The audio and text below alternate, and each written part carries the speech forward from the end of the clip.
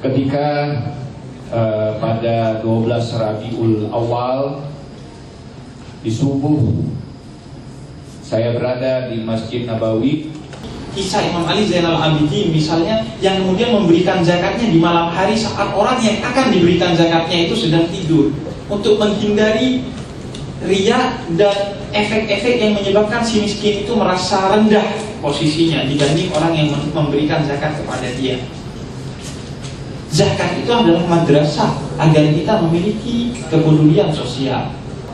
Etiket itu menjadi sangat penting, khususnya bagi dakwah di masa awal. Misalnya dakwah Syiah, misalnya dakwah Syiah, misalnya dakwah Syiah, dakwah Syiah, dakwah Syiah yang di Indonesia masih tergolong minoritas. Dia harus didasarkan kepada etiket yang baik, karena bisa jadi etiket itu yang menyebabkan ajarannya kemudian diterima, dan bisa jadi sebuah ajaran yang benar sekalipun dia ditolak karena tidak disampaikan dengan cara-cara yang baik, tidak disampaikan dengan metode-metode yang baik. Bisa jadi kebencian dia kepada kita, bukan kepada ajaran kita, tapi karena dia sudah gagal kemudian dia benci kepada ajarannya juga, karena kita salah menyampaikan ajaran itu.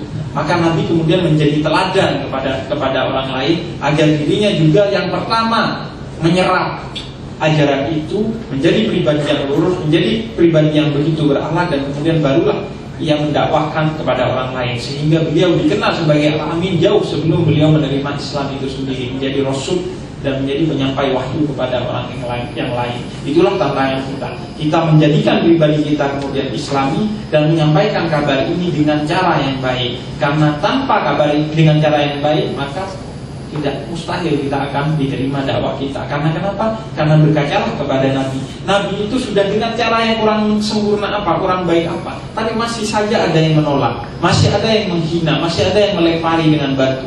Apalagi kalau Anda menyampaikan tidak dengan akhlak yang baik, tidak dengan sopan santun yang baik, maka pasti ajaran itu tidak akan diterima. Bukan karena ajaran itu benar atau salah, tidak sampai untuk memverifikasi itu, tapi cukup melihat pribadinya yang tidak baik, maka ajarannya pasti akan ditolak. Karena sebagian orang tidak akan sampai memverifikasi ajarannya, tapi melihat seolah-olah ajaran itu pasti terinternalisasi pada diri sendiri. Karena seharusnya memang pendakwah itu menginternalisasi dulu nilai-nilai yang mau didakwahkan kepada dirinya, baru kemudian disampaikan kepada orang lain. Jadi kalau orang kemudian curiga sebuah ajaran itu buruk dengan melihat dai-nya itu masih dibenarkan. Karena kenapa? Karena jangan sampai kita kemudian mau menyampaikan sesuatu padahal kita masih belum selesai dengan diri kita. Karena pada dasarnya, pada hal yang paling mendasar, jihad sekalipun adalah harus yang utama dan diawali dari jihad pada diri sendiri, baru kepada jihad kepada orang lain.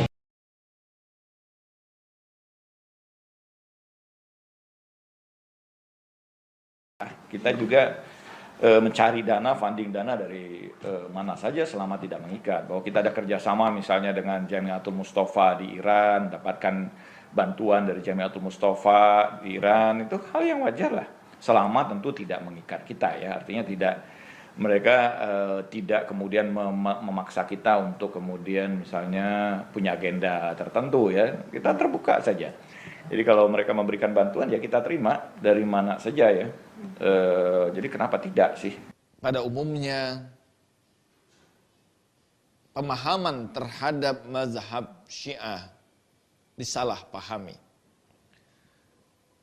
Dan kadangkala tidak jarang kesalahpahaman ini menimbulkan beragam konflik. Mazhab ini seringkali dari pengikut-pengikut mazhab Ahlus Sunnah salah dalam memahami Syiah. Demikian juga sebaliknya.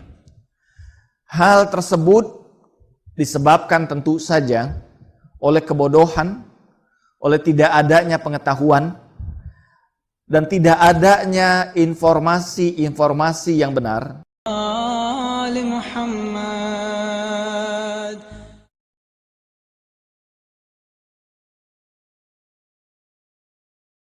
Ketergantungan umat Islam terhadap teori-teori Barat untuk menyelesaikan permasalahan sosial saat ini mendorong dilaksanakannya IC2C atau International Conference on Talk on Human Science in Islam, yaitu konferensi internasional tentang ilmu-ilmu kemanusiaan dalam perspektif Islam yang pertama dilaksanakan di Sekolah Tinggi Filsafat Islam Sadra, Lebak Bulus, Jakarta Selatan pada Rabu 19 November 2014. Dua orang pembicara bertaraf internasional, Ayatullah Ali Reza Arafi, Rektor Universitas Internasional Al-Mustafa, Qom, Iran, dan Profesor Dr. Karim Douglas Crow, Ketua Institute of Advanced Islamic Study, IAIS, Malaysia, hadir sebagai pembicara dalam seminar internasional dengan tema pentingnya ilmu sosial dalam Islam.